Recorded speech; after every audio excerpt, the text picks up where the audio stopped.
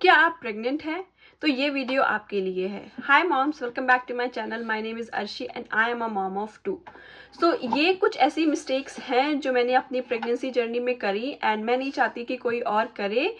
तो हो सकता है कि आपको इस वीडियो से थोड़ी हेल्प मिल जाए। तो चलते हैं मेरी मिस्टेक नंबर 1 की तरफ। पहली मिस्टेक जो मैंने करी वो मेरी डाइट थी।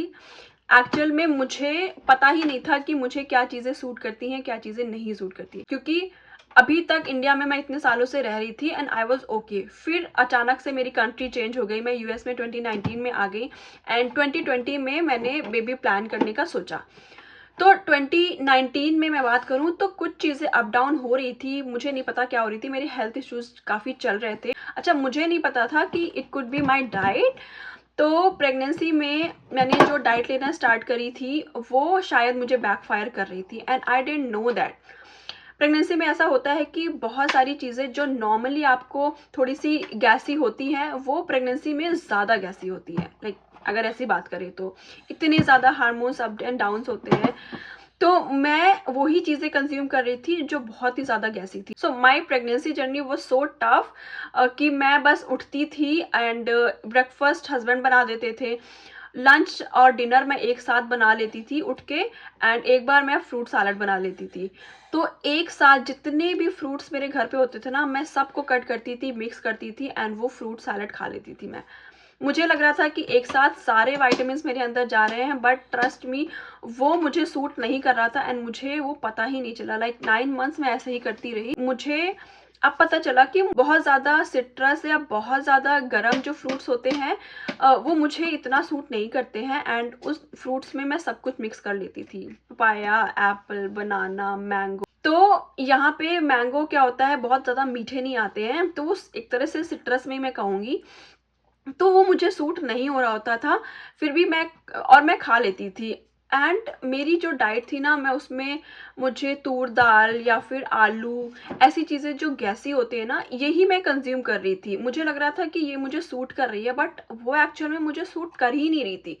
ये मेरी सबसे बड़ी मिस्टेक थी जो मैंने अपनी सेकेंड प्रेगनेंसी में करेक्ट करी। एंड मतलब इतना ज़्यादा दोनों प्रेगनेंसी में मेरे फ़र्क था ना, मुझे ऐसा लग रहा था कि अगर मुझे ये पता होती ना कि अपनी डाइट को सबसे पहले देखना होता है। आप प्रेगनेंसी से पहले अपनी डाइट को देखिए कि क्या आपको सूट नहीं कर रहा है, वो प्रेगनेंसी में आप मत लीजिए, क्योंकि वो आपको ज़्यादा फिर नुकसान करता है। तो मेरी एनर्जी आने के बजाय जा रही थी एंड होल 9 मंथ्स, चाहे वो सेकेंड ट्रिमेस्टर की बात हो गई, मेरी एनर्जी आई ही नहीं थी and it was all my diet. दूसरी जो मैंने गलती करी थी वो थी हाइड्रेशन। पानी मुझसे ज़्यादा पिया ही नहीं जाता था, तो मैं ज़्यादा पानी पीती नहीं थी। एंड अगर पानी की बात करें तो आजकल सिर्फ पानी से ही आपका हाइड्रेशन नहीं होता है। मेरी डाइट ऐसी थी कि वो मुझे सूट नहीं कर रही थी, तो वो ज़्यादा डिहाइड्रेशन हो रहा था मुझे। फिर पानी मैं थोड़ा बहुत पी रही थी। तो सेकंड प्रेगनेंसी में मैंने क्या किया, मैंने अपनी पानी में मैंने इलेक्ट्रोलाइट्स लेना स्टार्ट करी। It was a game changer. मैं मॉर्निंग में ही अपना इलेक्ट्रोलाइट एक बॉटल में बना के रख लेती थी एंड दिन भर मैं सिप करती थी। मेरी जो फर्स्ट प्रेगनेंसी थी ना, उसमें पूरा 9 मंथ्स मैंने वॉमिट करी थी। एंड मैं अपनी सेकंड ट्राइमेस्टर की बात करूँ तो भी उसमें भी वॉमिट थी, बट इतनी ज़्यादा सीवियर नहीं थी जितनी फर्स्ट प्रेगनेंसी में थी। अब फर्स्ट प्रेगनेंसी में मैंने इतनी वॉमिट करी है, मैं ज़्यादा पानी भी नहीं पी रही हूँ, मेरी डाइट भी मुझे सूट नहीं हो रही है एंड जितना वॉमिट करके मुझे इतना टायर्ड फील होता था। अब मेरे इलेक्ट्रोलाइट्स तो सारे निकल रहे थे, बट इलेक्ट्रोलाइट्स मैं ले नहीं रही थी। तो सेकंड प्रेगनेंसी में मैंने ये करेक्ट किया कि मैंने इलेक्ट्रोलाइट वाटर लेना स्टार्ट किया। जैसे ही मुझे वॉमिट होती, मैं इलेक्ट्रोलाइट वाटर पी लेती and with in half an hour मुझे सही फील होने लगता था। तो ये मेरी मिस्टेक नंबर 2 थी कि मैंने अपने हाइड्रेशन की तरफ ध्यान नहीं दिया। मिस्टेक नंबर 3, मेरी लाइफस्टाइल। मुझे लगा कि ठीक है, अभी तो लोग बोलते हैं ना कि अभी सो लो, जितना सोना है सो लो, क्योंकि फिर बेबी आने के बाद आपको सोने को नहीं मिलेगा। मैं ये सोच रही थी कि ठीक है, मैं 12-1 बजे तक अगर जग रही हूँ तो मैं फिर 11 बजे सुबह उठ रही हूँ, तो मतलब मैं सो रही हूँ ना, ठीक है। फिर मुझे सुबह इतनी जल्दी उठना पड़ेगा एंड अभी लेट नाइट जग लेती हूँ, मुझे आदत हो जाएगी, तो बेबी आने के बाद भी नाइट में फीड के लिए उठना पड़ता है, तो फिर मुझे एक रूटीन में मैं आ जाऊँगी। ये मेरी सबसे बड़ी गलती थी। If you are not sleeping on time, trust me, आपकी हेल्थ तो वैसे ही गई। अगर आप 10:30-11 नहीं सो रहे हो और आप सोच रहे हो कि आप लेट सो के मॉर्निंग में कंपनसेट कर लोगे, तो ये उल्टा ही वर्क करता है। स्लीप तो उन लोगों के लिए भी है जो प्रेग्नेंट नहीं भी है, नॉर्मल लोगों के लिए भी है। ये मेरी मिस्टेक नंबर 3 थी कि मैंने अपनी स्लीप बहुत ख़राब करी हुई थी। एंड ऐसा हो गया था मेरी डाइट की वजह से, हाइड्रेशन की वजह से, कि मुझे नींद आती भी नहीं थी। मुझे टाइम पे नींद आती ही नहीं थी। मुझे 11 बजे से 2-3 बज जाते थे, मुझे नींद ही नहीं आ रही होती थी। तो मैं बस फ़ोन स्क्रॉल करती थी और बस ऐसे ही मेरा टाइम गया। एंड स्लीप की वजह से ही मेरी एनर्जी नेक्स्ट डे इतनी ज़्यादा कम होती थी। ये मैंने अपनी सेकेंड प्रेगनेंसी में फ़िक्स किया था। एंड मैं 11 ओ क्लॉक तक सो जाती थी। फिर मेरे अंदर नेक्स्ट डे इतनी एनर्जी होती थी कि मैं अपना, जो कि मेरी बेटी तब 3 साल की थी, मैं उसको अच्छे से हैंडल कर लेती थी। नेक्स्ट मिस्टेक थी मेरी, वो थी कि आई वॉज़ नॉट मेंटली और इमोशनली रेडी, क्योंकि मुझे कुछ पता ही नहीं था कि अच्छा ये थोड़ी थोड़ी चीज़ें, ये सब चीज़ें नॉर्मल है। क्योंकि मुझे कभी किसी ने बताया नहीं, ना मुझे मेरे घर से कोई एक्सपीरियंस था कि कोई और बड़ा या कोई और होता जिसकी मैंने प्रेगनेंसी देखी हो कि थोड़ा बहुत चीज़ें होती हैं। मुझे कोई आइडिया नहीं था। मुझे ऐसा लग रहा था कि मुझे एक, वो जो बस मूवीज़ में देखते थे ना कि बस हंसते खेलते प्रेगनेंसी निकल गई, मेरे माइंड में बस वही इमेज थी। तो जब मेरे साथ ऐसे हो रहा था ना, तो बहुत ज़्यादा मेंटली भी मैं सफ़र कर रही थी कि मुझे ऐसा लग रहा था कि मेरे साथ ऐसा क्यों हो रहा है। मतलब बाकी लोगों के साथ अगर इतना बुरा होता तो लोग बताते क्यों नहीं थे। और फिर मैं अपनी मम्मी से बहुत इस बारे में बहस करती थी कि आपने मुझे क्यों नहीं बताया। तो थोड़ा बहुत आइडिया आपको होना चाहिए कि आपकी बॉडी चेंज होगी, आपके अंदर फिजिकल चेंजेस आएंगे, थोड़ा बहुत तो आप चेंज फील करोगे, एंड इट्स नॉर्मल। तो ये आप मेरी मिस्टेक नंबर 4 थी कि मुझे लाइक कोई आइडिया नहीं था। If you are planning a baby, if you want a baby, then you should keep in mind that your body will change, you will feel some changes inside and out, and धीरे धीरे postpartum 1 year 2 year 3 year आपकी body धीरे धीरे वैसे आने लगती है या आप वैसा फील करने लगते हो। फिफ्थ मिस्टेक थी मेरी, जब मेरी प्रेगनेंसी चल रही थी मैं बस ये सोचती थी कि मेरे लेबर एंड डिलीवरी कैसे जाएगी, मतलब वो कितना टफ होगा, मैं कैसे कर पाऊंगी। कहीं मुझे नॉर्मल डिलीवरी चाहिए लेकिन मुझे कहीं सी सेक्शन में ना जाना पड़े, क्योंकि इंडिया से कोई हेल्प के लिए नहीं आ रहा है। अगर सी सेक्शन होता है तो हम कैसे मैनेज करेंगे। My focus was only on labour and delivery, not on postpartum. Like मुझे तो ऐसा लग रहा था कि मेरी इतनी ज़्यादा प्रॉब्लम चल रही है तो ये बेबी की वजह से है, और when baby will be out I will be okay.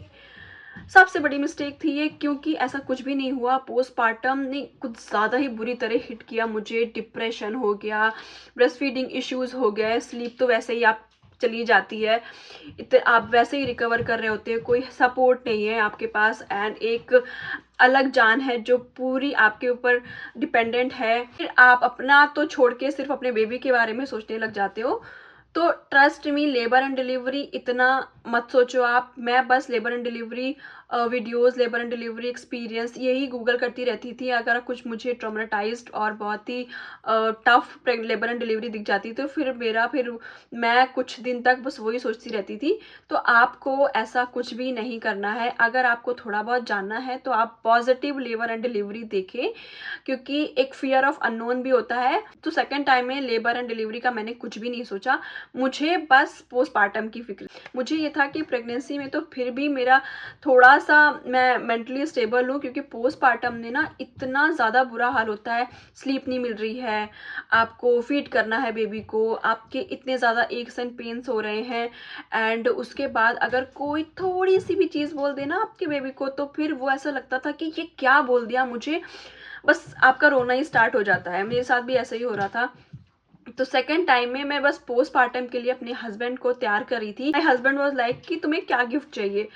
मैंने बोला कि मुझे कोई भी मटेरियलिस्टिक गिफ्ट नहीं चाहिए, मुझे आपका सपोर्ट चाहिए पोस्टपार्टम में। हो सकता है मैं पागल हो जाऊं, हो सकता है मैं इतना गुस्सा करूं, हो सकता है मैं रोती रहूं, तो आपको समझना है। और अगर कोई सपोर्ट के लिए इंडिया से आ रहा है तो आपको उससे समझाना है। बस मुझे ये गिफ्ट चाहिए, मैंने ये मांगा था, क्योंकि मुझे पता था कि सबसे ज़्यादा टफ पोस्टपार्टम होता है। तो ये मेरी मिस्टेक थी कि मेरा बस फोकस जो था वो लेबर एंड डिलीवरी में था, पोस्टपार्टम में नहीं था। एक और मिस्टेक है जो मैं बताती हूँ। तो जब मेरी प्रेगनेंसी इतनी ज़्यादा टफ हो रही थी तो मैं काउंट कर रही थी कि कब ये टाइम जाएगा। अच्छा, यहाँ पे 1-2 लोगों से जो एक्सपीरियंस थे बहुत, उन्होंने यही बोला था कि इट्स योर गोल्डन टाइम, क्योंकि अभी तुम्हारा फर्स्ट बेबी होने वाला है, अभी सिर्फ आप हो और आपके हस्बैंड हैं, तो ये टाइम को आपको एंजॉय करना है। आपकी कोई हॉबी है, आपको कुछ करना अच्छा लगता है, तो आप कर सकते हैं। मैंने इस चीज़ को बिल्कुल ही निग्लेक्ट किया। मुझे ऐसा लग रहा था कि इतना कुछ चल रहा है मेरे साथ, एक बार मेरा बेबी बाहर आएगा, उसके बाद मैं ये सब कुछ करूँगी। वो मेरी मिस्टेक नंबर 6 थी। अगर आपका फर्स्ट बेबी होने वाला है, तो वो जो आपका प्रेगनेंसी टाइम चल रहा है, इसमें आप इंजॉय करिए। आपको घूमना है, आप घूमिए। आपको कुछ अच्छा खाना है, आप खाइए।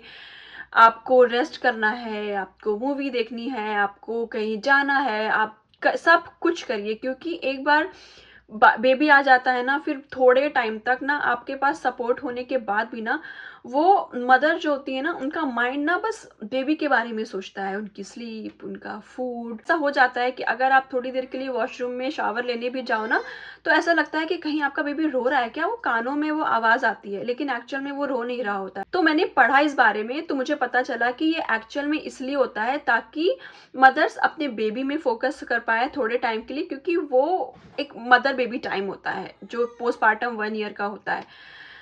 तो उसमें आपका वो टाइम तो चला ही जाता है। आप अगर कहीं जाना भी चाह रहे हो ना, तो आप कहीं जाते हो, लेकिन आप फुली इंजॉय नहीं कर पाते हो। आपके दिमाग में होता है कि मेरा बेबी घर पे क्या कर रहा होगा, कहीं रो तो नहीं रहा होगा, तो आप वो 100% इंजॉय नहीं कर पाते हो। तो जो प्रेगनेंसी टाइम होता है ना, उस पर आप अपने हस्बैंड के साथ क्वालिटी टाइम स्पेंड करिए, अपने लिए कुछ करिए, अपने लिए टाइम निकालिए, क्योंकि पोस्टपार्टम में ना फिर वो हस्बैंड वाइफ का रिलेशन भी चेंज होता है, क्योंकि आपका पूरा फोकस बेबी की तरफ होता है।